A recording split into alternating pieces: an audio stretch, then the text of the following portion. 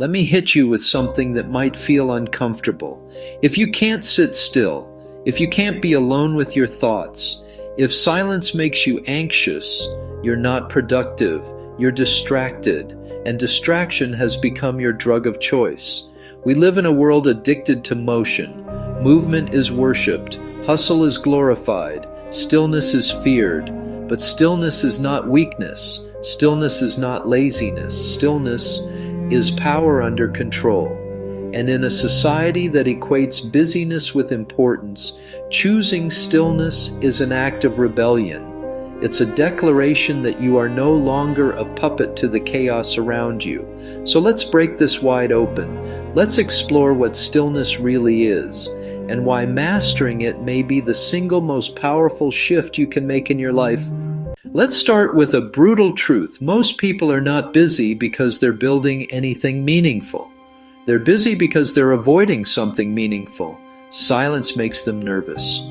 Stillness feels like failure because if they stop, they'll be forced to feel, to confront, to ask deeper questions, to face the truth about what their life has become. So they stay in motion, they stay stimulated, they stay just distracted enough to not have to deal with what's underneath. And society celebrates them for it. Look how hard they work. Look how busy they are. Look how much they're getting done. But movement without direction is just noise. Action without alignment is just burnout in disguise. So ask yourself, what are you really chasing and what are you secretly running from? Let's redefine stillness. Stillness is not passive. Stillness is not apathy. Stillness is not laziness. Stillness is inner command. It's the discipline to pause before reacting, to observe before engaging, to think before speaking. It's pressure turned inward. It's fire channeled into focus. It's restraint rooted in clarity. Stillness doesn't mean you don't act. It means you don't act until it's time. It's the patience to move only when it's aligned, not when you're triggered, not when you're scared, not when you're trying to prove something. Have you ever noticed the wisest people speak the least, but when they do, you listen? That's stillness in motion. That's power under control. Most people are terrified of stillness because stillness reveals. When the noise fades, you start to see. And what you see can be uncomfortable. You start to notice your compulsions, your emotional addictions, your unresolved pain, your constant need for stimulation. Stillness leaves you exposed. It strips away the performance. It holds up a mirror and says, "This is who you really are when no one's watching." That's why most people would rather scroll, rather binge, rather run, because stillness requires presence, and presence requires truth, and truth requires courage. But if you can sit with it, if you can stay in the fire just long enough, you'll start to hear something else. Your intuition, your wisdom, your God-given discernment, the voice that never left. You just couldn't hear it over the noise. This isn't just philosophical, it's biological. When you slow down and embrace stillness, your nervous system shifts from fight or flight into rest and restore. The parasympathetic system turns on. Cortisol levels drop. Your prefrontal cortex, the part of your brain responsible for reason, decision-making, and higher thought, activates. In that stillness, your brain becomes more integrated, more calm, more connected. Studies show that even a few minutes of stillness per day can reduce anxiety, improve focus, and enhance memory. Your clarity increases, your emotional reactivity decreases, you stop reacting and start responding.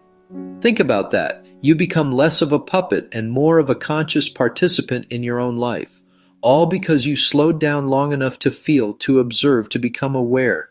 All mastery begins in stillness, whether it's martial arts, military precision, elite performance, or spiritual awakening. The master always trains the pause, because in the pause they gain advantage. They see what others miss. They stay rooted when others lose control. Stillness is how you break cycles. It's how you stop being a slave to your triggers. It's how you recognize patterns before they repeat.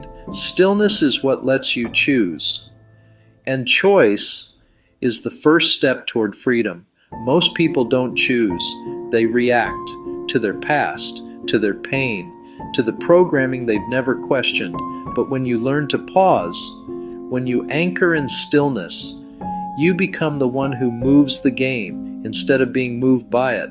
So how do you actually practice stillness in a world that demands constant motion? It's not about escaping to a cabin in the woods, though that's nice if you can. It starts with small, intentional shifts.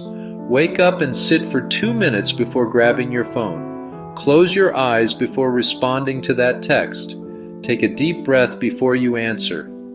Create silent space in your day, on purpose. Replace passive consumption with conscious stillness. Don't fill every gap with sound. You don't need to go full monk mode. You just need to reclaim your inner space.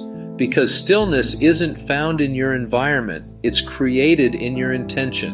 And the more you practice it, the more you'll start to hear things that were always there. Your peace, your purpose, your power.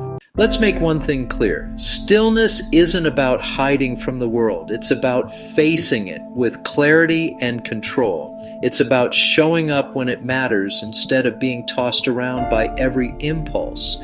In a world built on reaction, stillness is your rebellion. In a culture built on distraction, stillness is your superpower. In a society that profits from your confusion, stillness is how you reclaim your mind.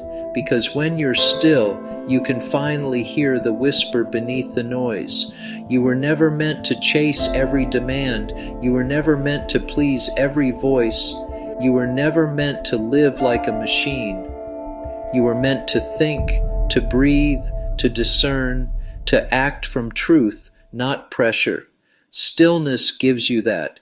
So here's the real question. Can you sit still long enough to hear what your soul has been trying to tell you? Can you resist the urge to react and choose presence instead? Can you stop long enough to ask, is this movement necessary or is it just familiar? Because if you can, you'll start to break the spell.